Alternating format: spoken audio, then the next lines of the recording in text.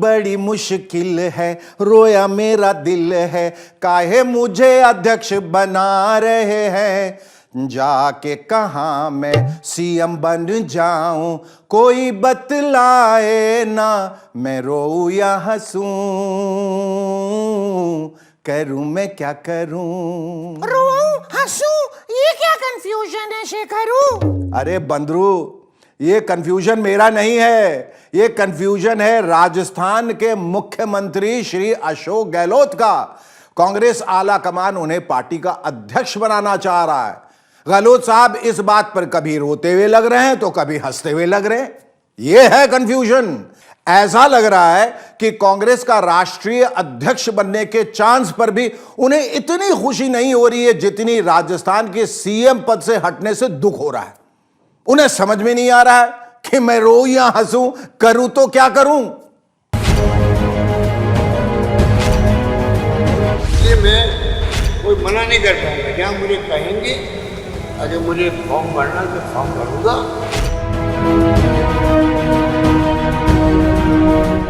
हमारे जो मित्र लोग इनसे बात भी करेंगे, वो भी मैं काम करूंगा। मैं आपको कुछ और बताऊं उससे पहले आप गहलोत साहब के चेहरे के भाव देखिए। क्या कहीं से भी ये उतने खुश दिखाई दे रहे हैं जितना कांग्रेस जैसी बड़ी पार्टी का अध्यक्ष बनने वाले इंसान को होना चाहिए? हाँ? आप इन्हें देखकर बस यही गीत गा सकते हैं, ना कोई उमंग है, ना कोई तरंग है। भाई कोई उमंग, कोई तरंग ही नहीं है। आला कमान इन्हें आला कमान बनाना चाहता है, लेकिन ये आला कमान को ही आला कमान बनाना चाहते। समझ रहे हो कुछ बंदरू लाल? नहीं, तुम ही समझाओ मेरे आला कमान। कमान देख रहे हैं, ये भी अपने आला कमान की बात मान रहा है। मामला क्या है ये तो मैं विस्तार से समझाऊंगा, लेकिन उससे पहले आप लोग कांग्रेस का राष्ट्रीय अध्यक्ष बनने के लिए गहलोत साहब का ये कबूलनामा देखिए। कबूल है, कबूल है, कबूल है। आजकल में फैसला कर लेंगे कि 30 तारीख तक नामांकन भरना है तो उसके पहले फॉर्म भर देंगे। तो मेहरबान साहिबान कदरदान, मामला कुछ यूं है कि गहलोत साहब कल यानी शुक्रवार को राहुल गांधी जी को पार्टी का अध्यक्ष बनने के लिए मनाने कोच्चि गए थे, लेकिन राहुल जी नहीं माने। वो कह रहे मैं अपने स्टैंड पे कायम हूँ और मैं सम्मान करता हूँ। जो लोग मांग कर रहे हैं या प्रदेश कांग्रेस कमेटी है प्रस्ताव पेश कर रही है, उनके प्रति मेरा सम्मान है। पर मैं एक बार फैसला कर चुका हूँ कि गांधी फैमिली का कोई व्यक्ति इस बार कांग्रेस अध्यक्ष पद की दौड़ में नहीं रहेगा। हालांकि कहने वाले कह रहे हैं कि वो राहुल गांधी को इस बात के लिए मनाने नहीं गए थे। ना जी ना, वो तो इस बात के लिए मनाने गए थे कि मुझे दोनों कुर्सियों पर यानी सीएम की कुर्सी पे भी और पार्टी अध्यक्ष की कुर्सी पे भी, दोनों पे रहने दीजिए। यानी मैनू पिंकी भी चाहिए थी, रिंकी भी चाहिए थी, मुझे गैस बलून भी लेनी है, आइसक्रीम भी खानी है। लेकिन राहुल गांधी ने साफ साफ मना कर दिया। ये मैं नहीं कह रहा, कहने वाले कह रहे हैं। वो ऐसा क्यों कह रहे हैं ये जानने के लिए आप ये सुनिए गहलोत साहब पहले क्या कह रहे थे और अब क्या कह रहे हैं। पहली बात, पहले क्या कह रहे थे दिखाइए। जब नॉमिनेट होते हैं वो 2 पद होते हैं। जहाँ कोई हाईकमान नॉमिनेट करते हैं वो 2 पद कहलाते हैं। ये चुनाव तो ओपन है सबके लिए। कांग्रेस अध्यक्ष चुनाव ओपन है, जिसमें कोई भी खड़ा हो सकता है। ये तो जो 9000 लोग हैं, 9000 में से कोई भी व्यक्ति खड़ा हो सकता है। वो मंत्री भी रह सकता है और कांग्रेस अध्यक्ष बन सकता है। और अब ये सुनिए कि अब क्या कह रहे हैं कोच्चि में राहुल जी से मुलाकात के बाद। ये बात तो देखिए कई बार क्लियर हो चुकी है कि जब अगर कांग्रेस अध्यक्ष जो बनता है तो कभी वो मुख्यमंत्री रहता नहीं है। अब देखिए कोच्चि में गहलोत साहब कोच्चि तो कह गए। अब कहने को तो गहलोत साहब कह रहे थे कि बात क्लियर हो गई है, लेकिन जब उनसे पूछा गया कि क्या आप मुख्यमंत्री पद छोड़ेंगे तो उन्होंने कितना अनक्लियर जवाब दिया। कब तक मुझे रहना है, कब प्रक्रिया पूरी होगी, अजय माकन जनरल सेक्रेटरी है, वो ये उनकी जिम्मेदारी है।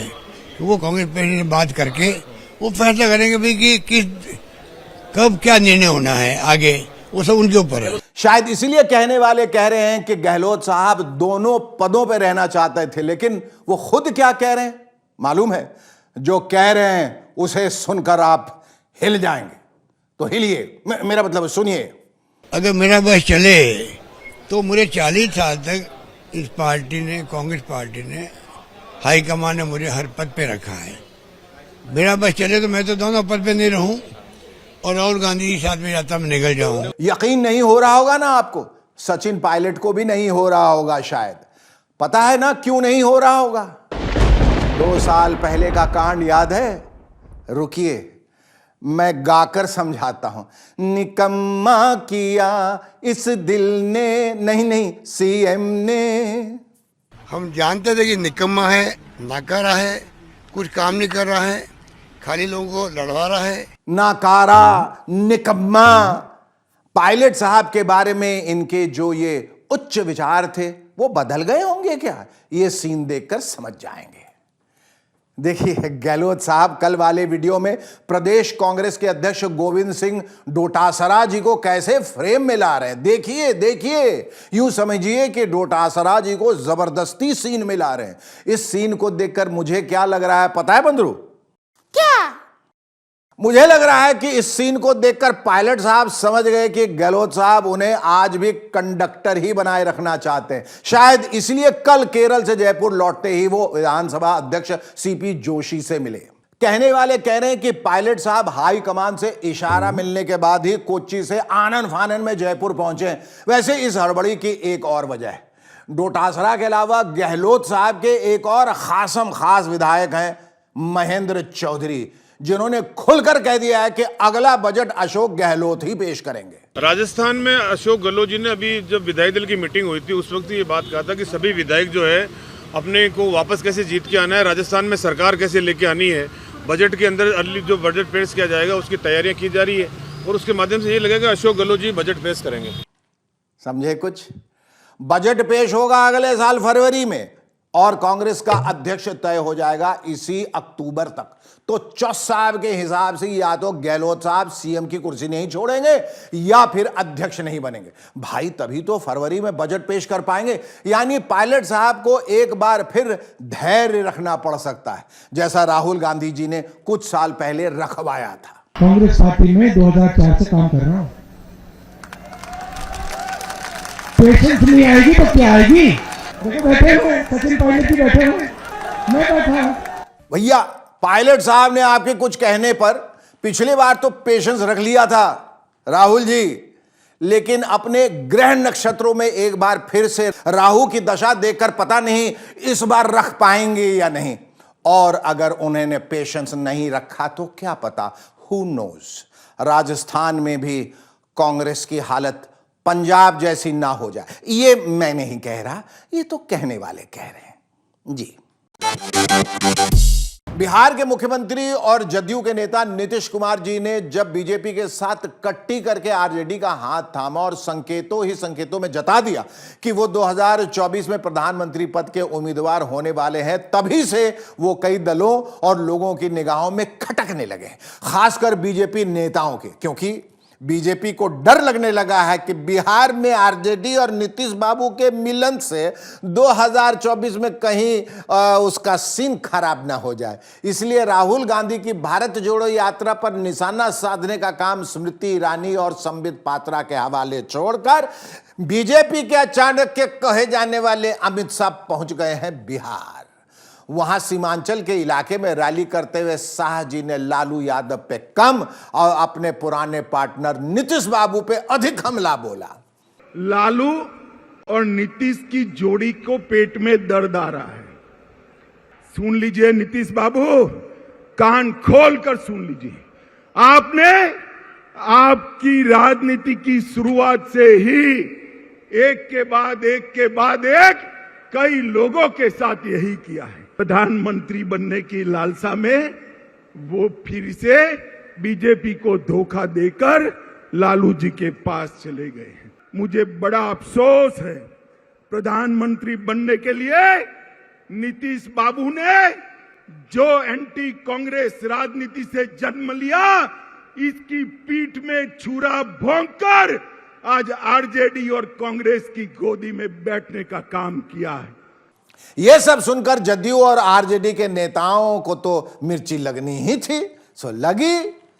और जदयू के अध्यक्ष लल्लन सिंह और बिहार के उप मुख्यमंत्री तेजस्वी यादव ने अमित शाह द्वारा छोड़े गए व्यंग बाणों का जवाब इस तरह से दिया। 2020 का जैसे ही विधानसभा का चुनाव आया, उनको लगा कि अरे ये तो सहयोगी दल है, इनको तो कतरना चाहिए अब, तो हमारी संख्या घटाने का उन्होंने प्रयास किया। तो हमने धोखा नहीं दिया, धोखा उन्होंने दिया, विश्वासघात उन्होंने किया, धोखाधड़ी उन्होंने किया, षड्यंत्र हमारे खिलाफ उन्होंने किया, हमारे पीठ में छुरा भोंकने का काम उन्होंने किया, हमने नहीं किया। हम तो पहले कह रहे थे ना, आएंगे तो झूठों का माहौल गड़बड़ करने के लिए आएंगे और कहेंगे कि जंगल राज है। अरे पहले अमित शाह जी, आप जहां बैठते हो, आप जहां सोते हो, वो प्रदेश जो है, यूटी जो है, देश की राजधानी जो है, वो सुरक्षित नहीं है। और आप यहां बिहार आकर के लोगों को बेवकूफ बनाना चाहते हैं। यानी यह साफ है कि आज की तारीख में बीजेपी नीतीश बाबू को अपना दुश्मन नंबर 1 मान चुकी है। शाह जी के आक्रामक अंदाज से अंदाजा लगाया जा सकता है कि बीजेपी नीतीश बाबू को कितना सीरियसली ले रही है। लेकिन अकेले बीजेपी ही नीतीश बाबू का पॉलिटिकल साइज कम करने में नहीं लगी है, ना जी ना। आरजेडी का भी एक खेमा भी सुशासन बाबू को कहने लगा है कि अब जल्दी से जल्दी बिहार का राजपाट तेजस्वी यादव के हवाले करें और कहीं आश्रम खोल लें। ये सुनिए बिहार में आरजेडी के वयोवृद्ध नेता शिवानंद तिवारी का क्या कहना है। नीतीश जी को कहेंगे कि भाई वो आश्रम खोलने वाला भी याद रखिएगा, 2025 में मुख्यमंत्री बुलाइए तेजस्वी को, उसके बाद आश्रम खोलिए, हम भी उस आश्रम में आपके साथ रहेंगे, उसको शिक्षित के काम में। बहुत धन्यवाद। बीजेपी वालों के तीर तो जदयू के नेता अपने सीने पे हंसते हंसते झेलने को तैयार बैठे, लेकिन बाबा शिवानंद का यह संन्यास लेने वाला सुझाव उन्हें बहुत डर्टी लगा, यानी बहुत बुरा लगा, बहुत ही बुरा। इसलिए जदयू के पार्लियामेंट्री बोर्ड के अध्यक्ष उपेंद्र कुशवाहा सहित दूसरे नेता बाबा शिवानंद पर पिल पड़े और उनका ठीक ठाक सत्कार किया और कहा कि नीतीश जी कहीं नहीं जाने वाले हैं, सत्ता में बने रहने वाले हैं जी। उनकी सलाह का कोई बहुत मतलब नहीं है और हम तो समझते हैं व्यक्तिगत रूप से कि उम्र का असर है उनके ऊपर, इसलिए ऐसी बात बोल रहे हैं। बाकी और कोई राजनीतिक कारण नहीं है कि नीतीश जी आश्रम उश्रम नहीं खोलने वाले। इसके बाद बाबा जी ने सफाई देते हुए कह दिया कि ऐसा हमने थोड़ी ये कहा, ये तो नीतीश बाबू ने खुद ही कहा है। हमने कहाँ कहा, ये तो नीतीश जी ने खुद कहा कि मेरी इच्छा अब नहीं है कुछ बनने की। कहते बाबा जी भी ठीक ही रहे। दरअसल नीतीश बाबू ने इसी मंगलवार को तेजस्वी बाबू की तरफ इशारा करते हुए कह दिया था कि हमें अपने लिए कुछ नहीं चाहिए, हमको तो हर चीज में इनको बढ़ाना है, इनको हर चीज में हमको और लोगों को बढ़ाना है, इन लोगों को बढ़ाना है। यहाँ हमको अपने लिए कुछ नहीं है, हमको बाकी सब लोगों के लिए और नई पीढ़ी के लिए ही काम करना है, समझ गए ना। हमको अपने लिए कुछ नहीं चाहिए। वाह सुशासन बाबू, वाह वाह वाह। हर कुछ साल में इधर से उधर पलटी मारने का आसन करते रहते हैं, आज सिंहासन पे बने रहते हैं और ऊपर से कहते हैं कि हमको कुछ नहीं चाहिए। हमको तो लगता है कि ना आपको बीजेपी वाले समझ पाए ना ही आरजेडी वाले। जैसे ही घड़ी का काटा दोपहर 2:30 पे आए, बबीता जी का दिल सास बहू साजिश के लिए मचल जाए। और ये है इनकी बहू, पूरे दिन ऑफिस की टेंशन हो जाए गॉन जब ये करें अपना फेवरेट शो फ्री टाइम पे ऑन। इनकी तरह आप भी देखें अपना फेवरेट शो अपने टाइम पर और डाउनलोड कीजिए एबीपी लाइव ऐप अपने स्मार्ट टीवी पर।